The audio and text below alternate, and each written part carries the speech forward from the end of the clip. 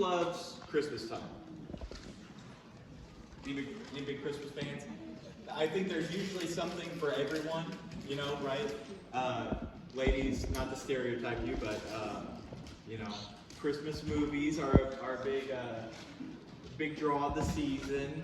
I think Christmas music has like maybe 1% of the population now. It's been a steady decline. I don't think people like to go caroling anymore, really.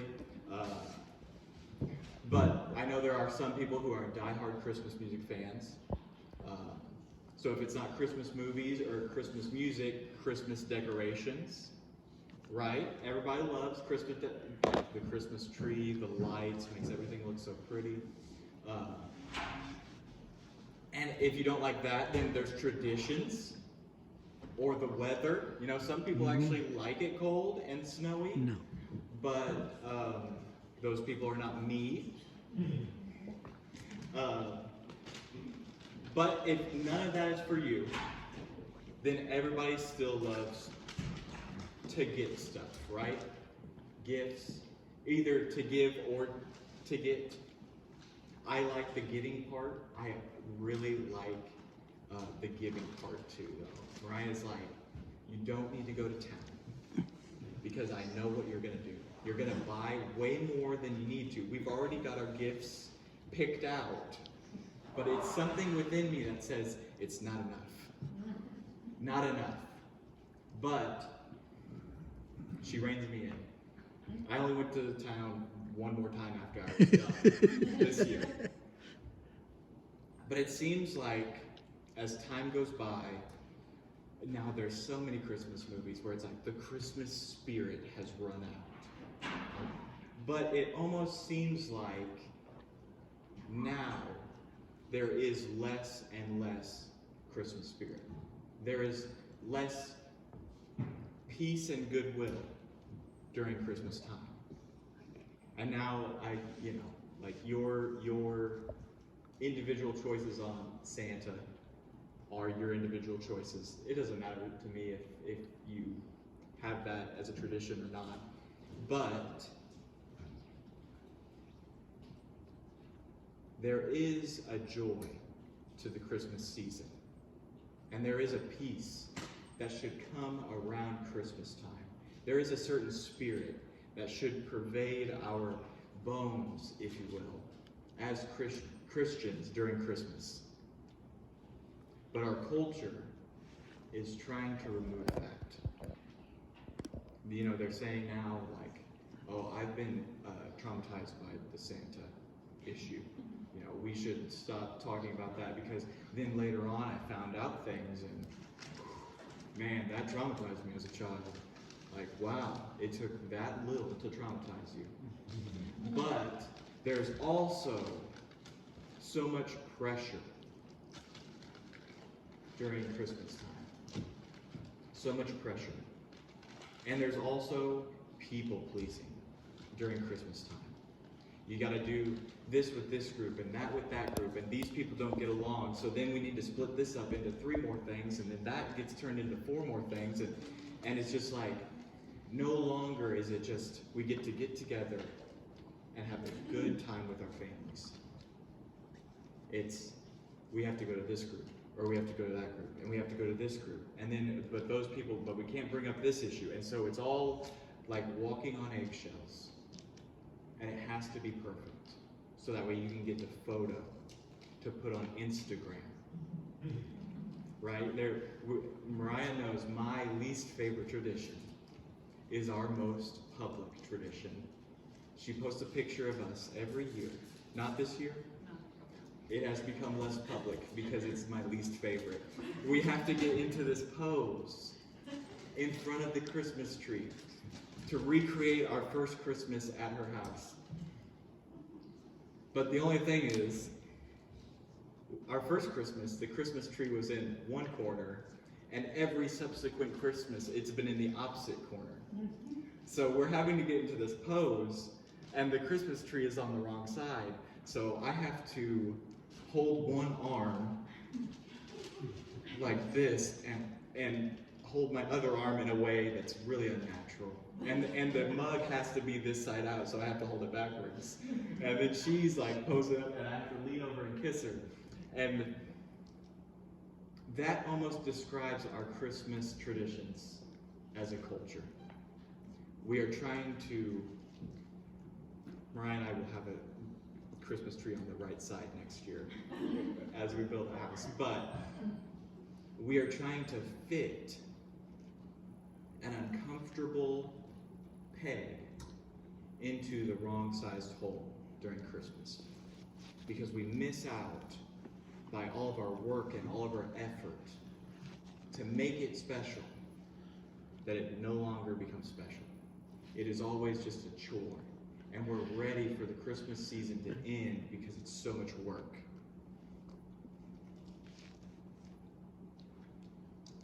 Do we do religion that way? Does Christianity feel like work? Does it feel like you are trying to put this peg into the hole where it doesn't belong? Because it seems like Christians are supposed to have love, joy, peace, patience, kindness, faithfulness, gentleness, self-control. But for some reason, I just don't feel good. I don't have any more self-control than I used to. I find myself getting agitated more easily. Like, love is the least of my concerns. I'm just trying not to, like, rage quit, right? Does Christianity seem like work? The problem is our first point today. Religion is man's effort to please God.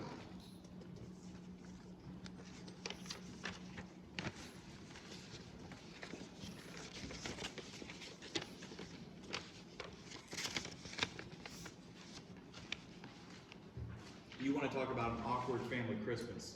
If they would have had Christmas before Christ, which they didn't, Adam and Eve's Christmas would have been very awkward.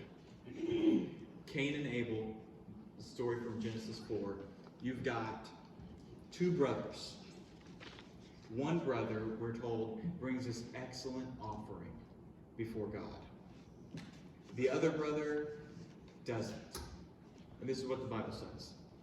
In the course of time, eventually, when he got around to it, Cain brought to the Lord an offering of the fruit of the ground, because he was a farmer. And Abel also brought of the first fruit of his flock and of their fatted portions. And the Lord had regard for Abel and his offering. And then we find out the Lord did not have regard for Cain's offering. And Cain was bitter about this, and Cain was resentful. And so he kills Abel.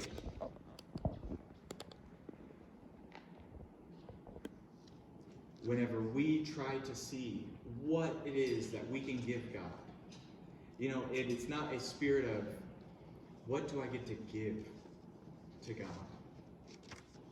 What can I give God? But whenever it becomes, what can I give God? That's when we start to look more like Cain. Whenever it becomes work to please God. Whenever it is a heart that says, I've got my plans. I've got what I want to do and what I want to accomplish. And then I need to find some extra little bit to give God. That 10%, well, maybe it's the last 10% after everything else is paid for. Or maybe it's, I think about God sometimes. Maybe I've got some gold or some frankincense or some myrrh laying around that I could give to God. And that's whenever it is a religion. Whenever it is your effort to just please God enough that the boxes are checked. But then there's another type of person. The person who says, I have got to please God. No matter what, I have got to do whatever I can do to please God, because I know that if I don't please God, then I'm going to go to hell. If I don't do good enough, if I don't do, 10% is good, but maybe 12% would be better. Maybe, I really have to keep on thinking about this, because I've got to make sure I please God. That is still religion.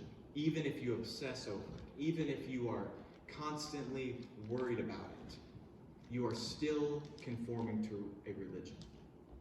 Like if Mariah was doing everything she could do in our marriage to make me happy, is that a healthy marriage? No. Because it's not all about what Mariah is doing for me to make me happy. If it was reversed, if I go and do the dishes, and then I clean the house, and I vacuum, and I make the bed, and I get all the laundry folded, just to make Mariah happy. From the outside, it looks like a really nice marriage. But on the inside, there's resentment. On the inside, it's dysfunction, because it's not about pleasing the other person. It's about the sense of duty and responsibility in marriage to be equal partners before God.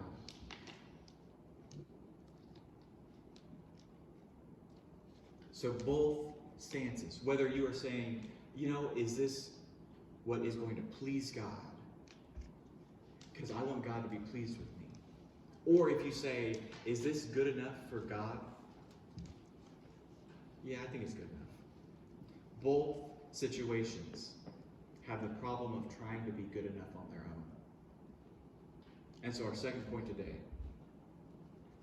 you have to stop trying to be good enough.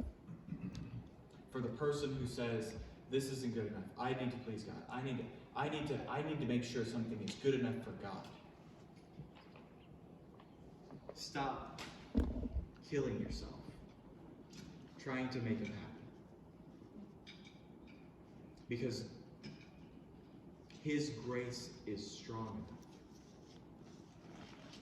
His mercy is good enough to pay for all of your performances.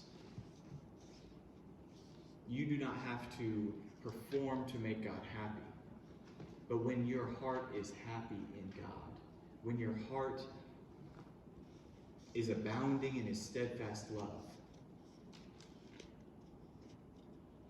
then the actions that come out of that are what make God happy, is what makes God happy.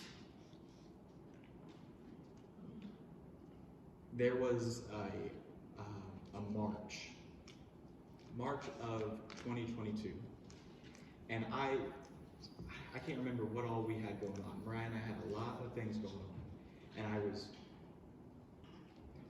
barely keeping up. And we got in bed, and she reaches over, and there's a bag on the side of the bed. And of course, someone who buys a lot of gifts usually likes receiving gifts. Like, that might be my love language. And there's this bag. And I was like, what? What are you doing? It's like March 21st. It's not my birthday for 6 more months. It's not Christmas. What is this bag? And she had just got me a little present because she was proud of all the work I had done. And there is nothing, I don't remember dates, I don't remember like past events. I have a terrible memory for events. I have a great memory for information, but events is not it. Ask me what I did last week, I won't tell you. But that day sticks out because I knew from Mariah's heart that she was proud of me and that she got me a little token to show it. And so whenever you're not just trying to make God happy, when you're not trying to, you're looking around and you're saying, what can I give as a sacrifice to God? So that way he'll be pleased with me. and whenever you are pleased with God and you give, and I'm not just saying give to the church or volunteer here, whatever God places on your heart to do, that is when God is most pleased with you. When God is most joyful with you.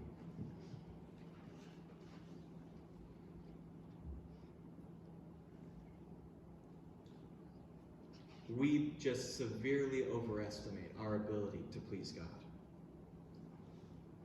Because we don't like to be, we know we're weak, right? Who's going to say right now that you're stronger than God?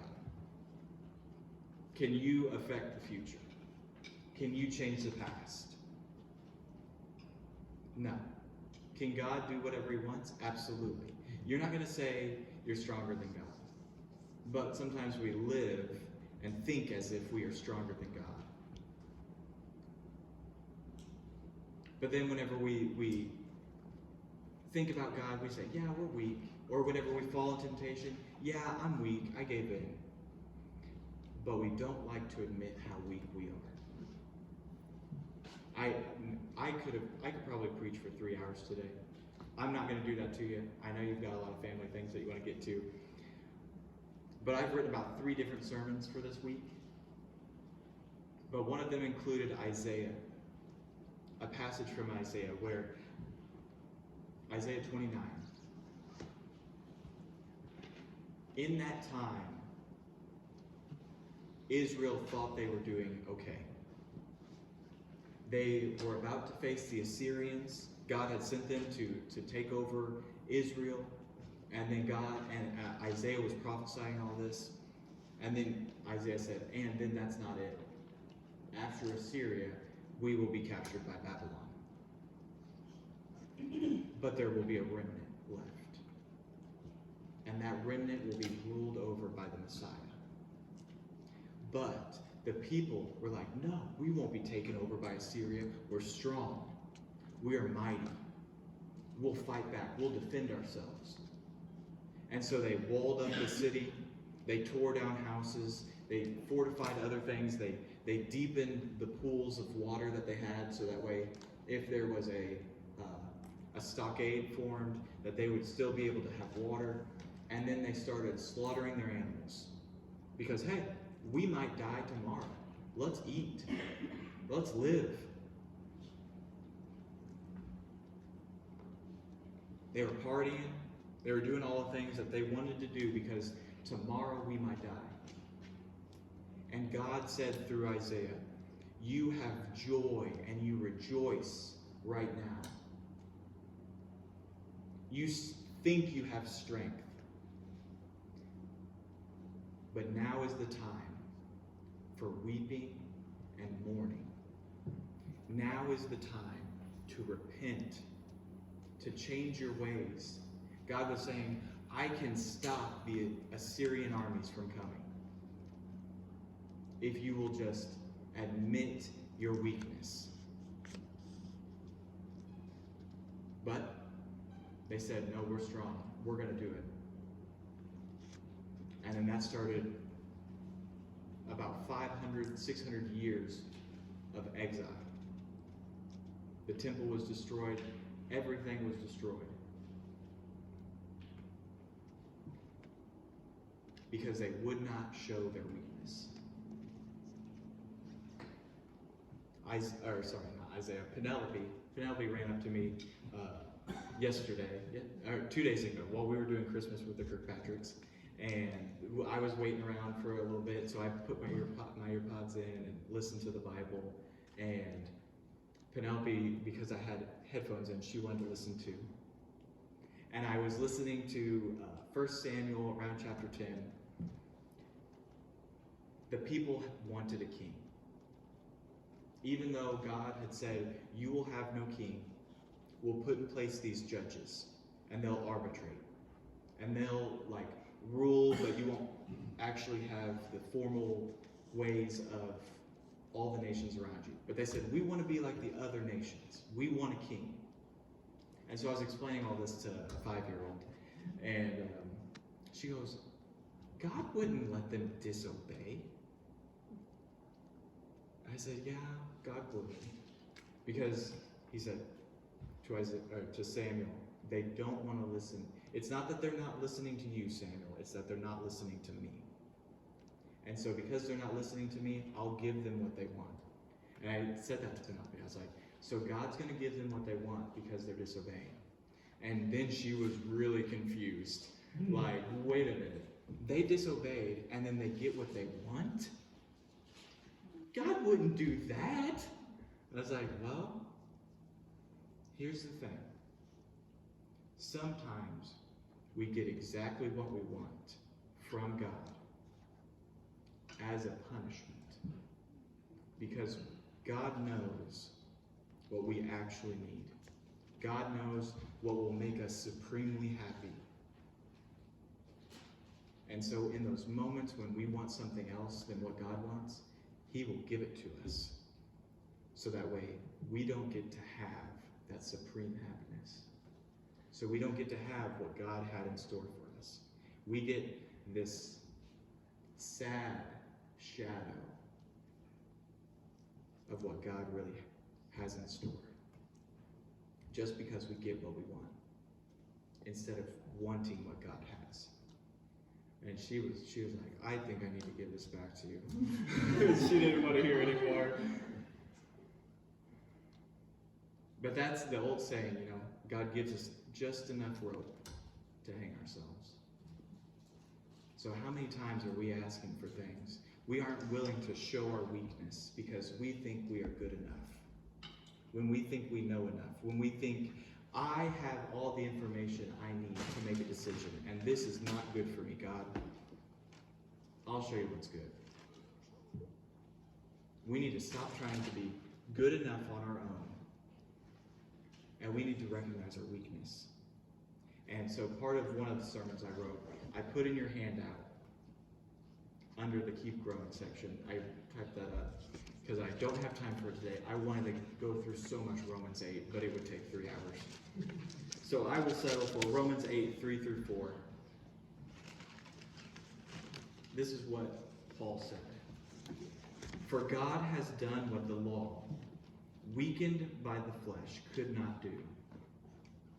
By sending his own Son in likeness of sinful flesh, and for sin, he condemned sin in the flesh, in order that the righteous requirement of the law might be fulfilled in us. And I think it's very important to see in us and not by us. You do not earn salvation. You do not get rewarded with salvation. Salvation is 100% God's gift to us.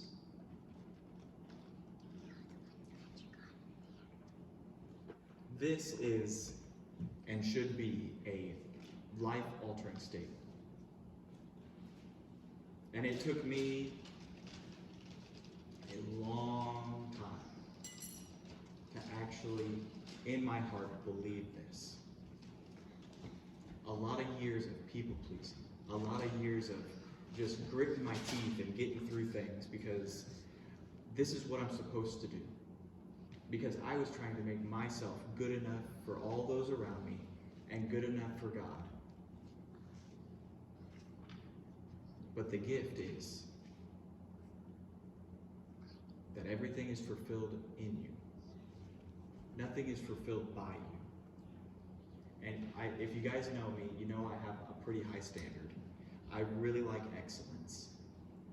Mariah has trained me to like excellence, right? The compliment I strive for is, you did excellent. Not because I know that will earn me God's favor, but because God has done so much for me that what can I give to a king? What can I offer a God who could have a much better speaker up here right now? Who could have a much stronger speaker, a much more charismatic leader, just a way better person. But for some reason, he chose me. And for some reason, he chose all of you as well, in your individual ways, to contribute to the kingdom. What an honor to be pleasing to God.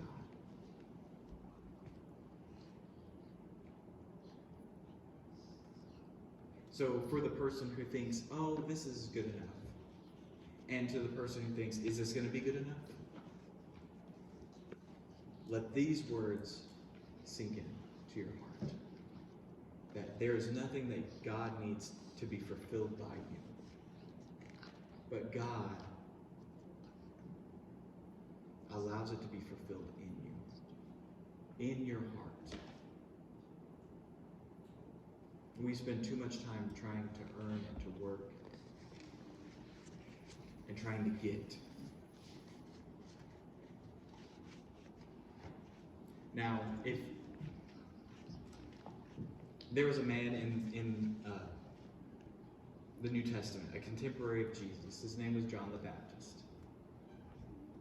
And he had paved the way for Jesus to come in, right? He was baptizing people. He was wearing, like a goat's hair shirt and eating grasshoppers. Like, what a man, right? I showed Mariah a video of this guy getting into ice baths, and I was like, this is gonna be me one day. I'm gonna be tough like this. Man, walking around with camel hair? Was it camel hair that he wore? Yeah, the preacher has to ask the congregation. That's a good congregation. He was wearing camel hair and eating locusts. That's a tough guy. You can only imagine what that guy would look like. And so he's baptizing all these people. He got the honor of baptizing Jesus. And he had many followers of his own. And so those followers came up to him and said, Rabbi, Jesus is baptizing more people than us. They're going to him instead of coming to us. If we had a church and it slowly got smaller and smaller and smaller, because all these people are going to hear Jesus preach, it'd be really easy to be like, wow, like my church is dying. And be sad about it. But John the Baptist says what we all need to remember. John 3:29 through 31 says, this is his remark. Therefore, this joy of mine is now complete. All the things that he had been doing, all the people that he had been baptizing, he recognized that that season of life is over for him, that he had fulfilled his mission to point people to Christ. So his joy is complete. Then he says, he must increase, but I must decrease. He who comes from above is above all. And I was so glad that Ross said this in his communion meditation. We don't plan this, but man, God knows what he's doing. He who comes from above is above all. He who is of the earth belongs to the earth and speaks in an earthly way. He who comes from heaven is above all. Now it's our last note. But I know what happened. It's just like in high school, the teachers like getting their last note, everybody puts away their binders and their pencils and packs up their backpack, get ready to go out the door.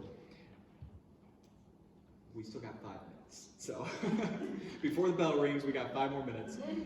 Our last point today, I must decrease so he will increase.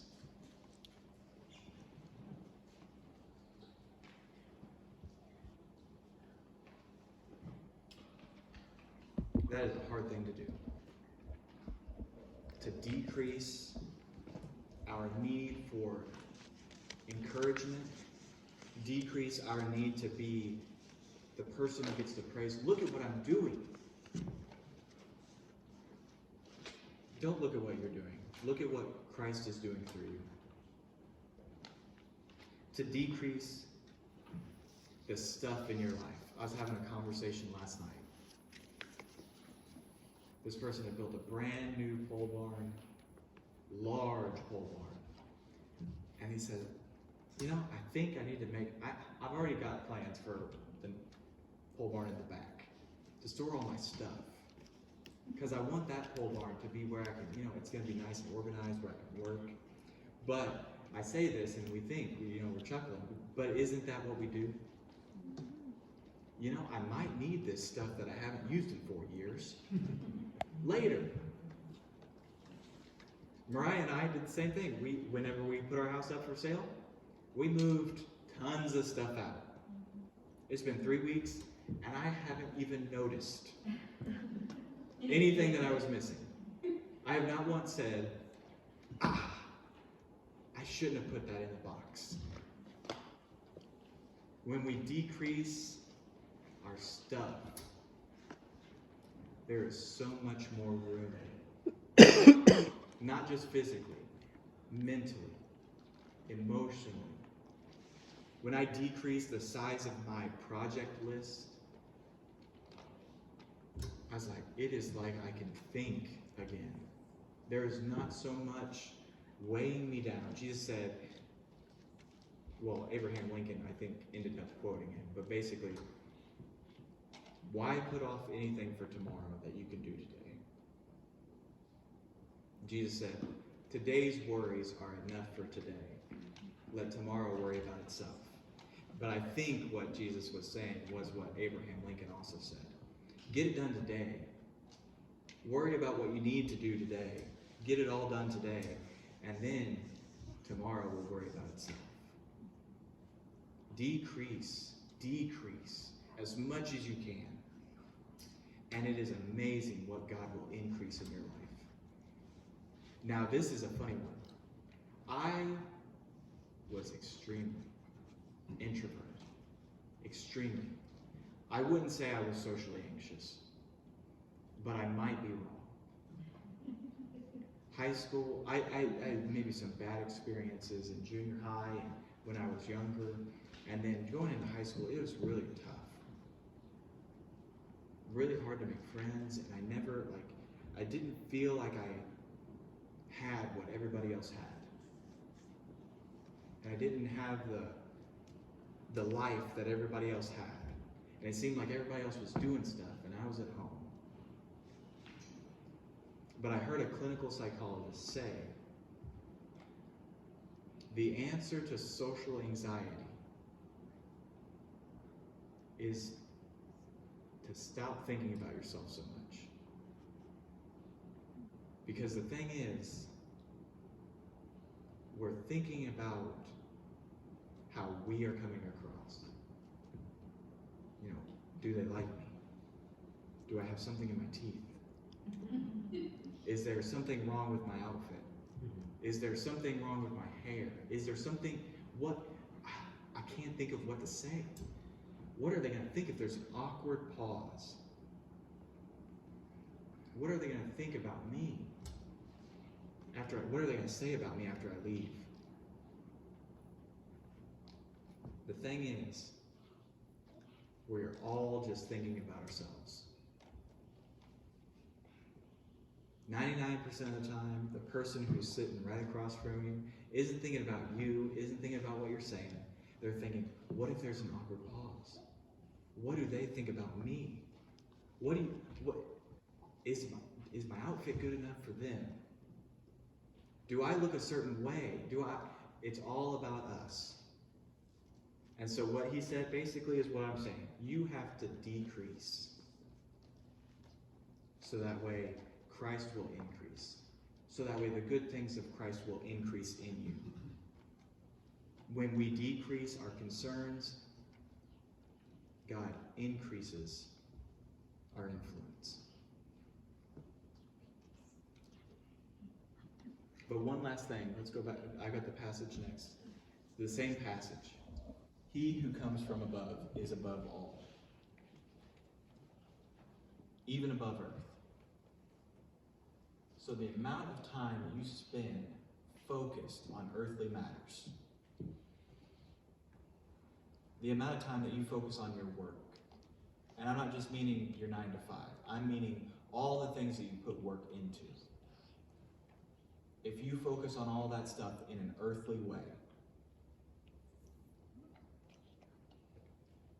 you will only get an earthly reward. You will only have what you can see, what you can feel, what you can touch.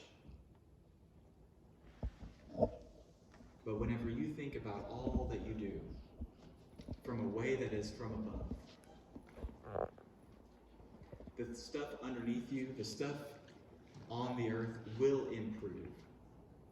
Man, if I act like I'm working for somebody,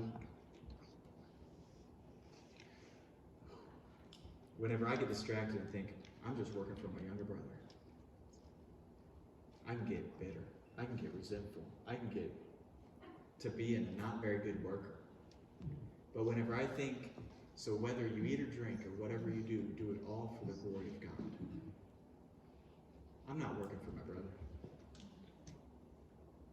I'm working for my God. And he sees every single thing that I do. He sees whenever I'm taking slightly too long on a break because I think I'm sticking it to my younger brother. But he also sees whenever Case doesn't thank me. Now, let's keep this between me and you. Don't tell Case.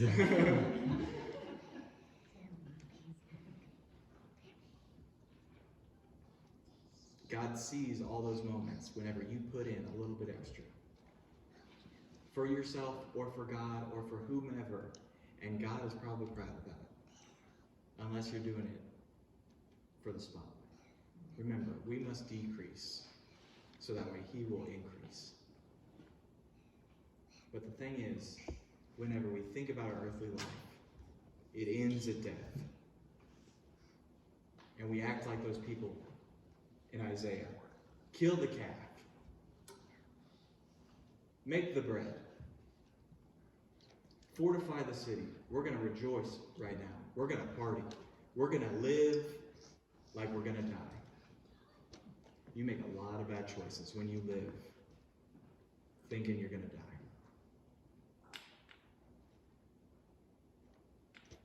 But when you think about things from an earthly, or when you think about things from above an earthly perspective, and you think, I'm going to live much longer than this life. Romans 8 says, you will count all the suffering you endured, and none of it will even matter compared to the future glories. So today is the day to start having a relationship with God. That all this suffering will only count as a small little blip of your life. If you have not been baptized today, what better day than Christmas? Let's go ahead and stand, and I'll close this out.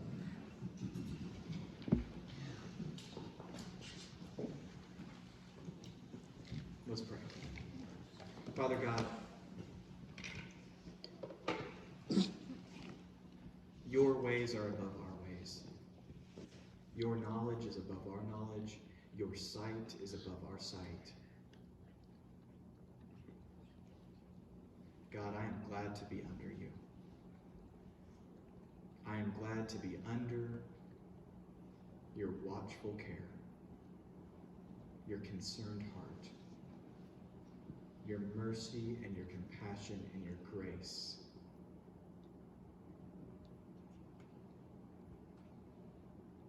I am so thankful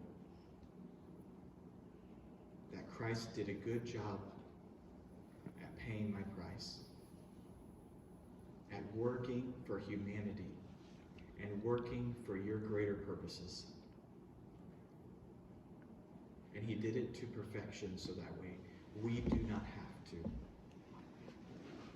So God, help that to wash our hearts clean of living a performance-oriented life and of living a selfish life that gives you the scraps. Help our heart to be put in perfect order loving you and loving people. Because we know those are the two things that matter most in this life. God, that is my prayer for everyone here today. Let their first love be only for you. Let their second love be for others.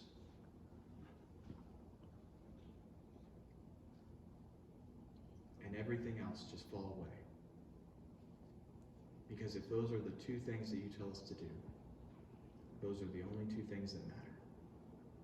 Those are the only things we need to do to make this life all that you made it to be. And so I thank you again for your Son, Jesus Christ.